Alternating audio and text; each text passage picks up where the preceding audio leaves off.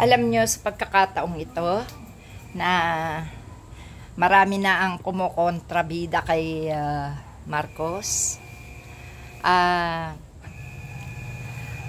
Tayo naman wala naman tayong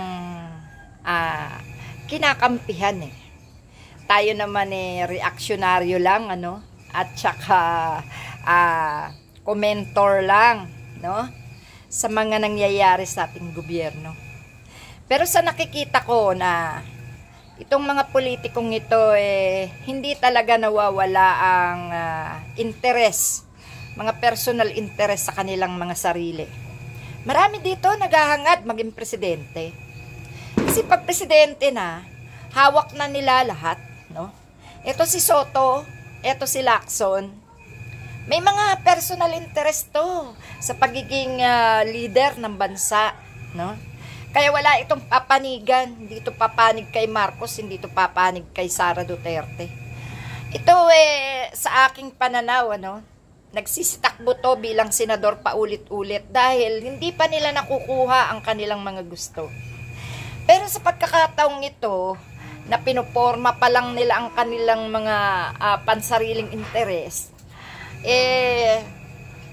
hindi pa tayo makakapagsabi kung tayo ay makukuha nila o hindi. Kasi tayo ay may mga sariling desisyon.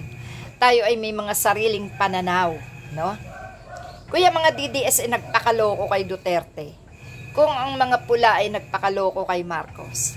Tayong mga ordinaryo or mga simpleng mamamayan na hindi panatiko, hindi masasabing tayo ay sumasamba sa kapwa tao lang na nilikha ng Diyos. Tayo ay may sariling isip. Tayo ay mayroong sariling disposisyon.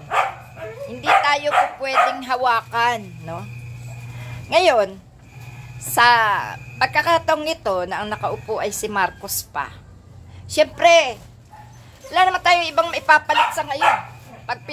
Pag pinalitan natin siya ng iba, hindi maganda yan.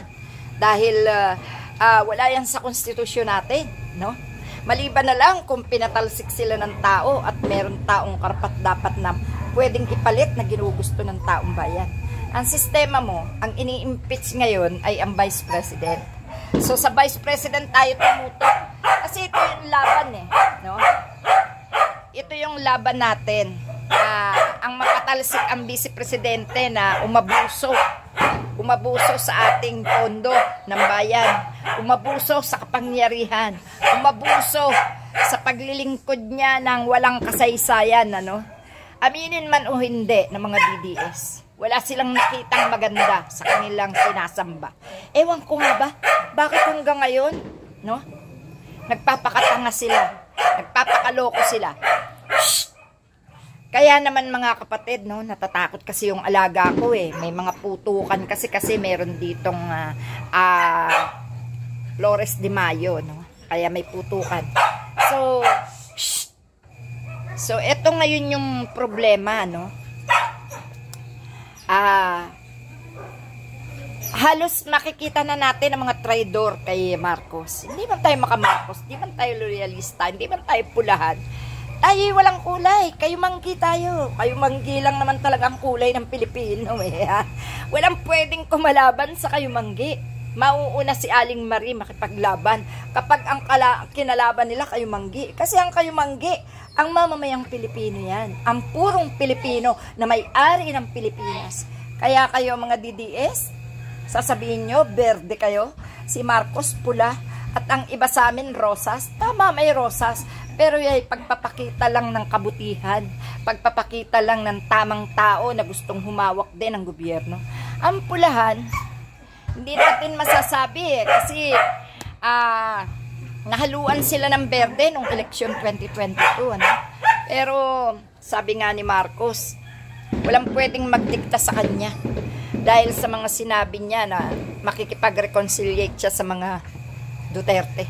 Sabi niya walang pwedeng magdikta sa kanya ng gusto. Kasi sipin sasabihin nitong sina Bongo at Bato de la Rosa, palayain muna si Duterte bago makipag-reconciliate sa kanya.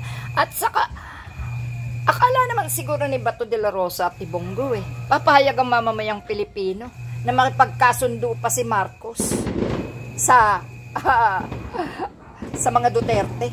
Komplikado na, mga DDS, komplikado na kung makikipagbalikan si Marcos kay Duterte.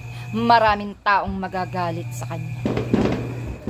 Hindi lang ang mga loyalista, hindi lang mga pulahan, kundi pati na rin mga rosas at ang mga dilawan, sapagkat ito na ang pagkakataon na makapagbigay ng laya kay Marcos na maipakita ang kanyang tunay na pagkatao bilang Marcos ngayon. Dahil ang sabi nga ni Marcos, kapag siya ang naging presidente, ibang panunungkulan ang makikita ng taong bayan. Pues, nakikita naman natin, walang masama, maayos naman, no?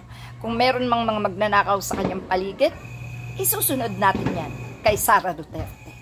At sana naman, pati si Marcos, puksain ang mga magnanakaw. Tsak, atin siyang sasamahan, no? Okay mga kapatid, hanggang dito muna, no? Magandang hapon. Okay, bye-bye.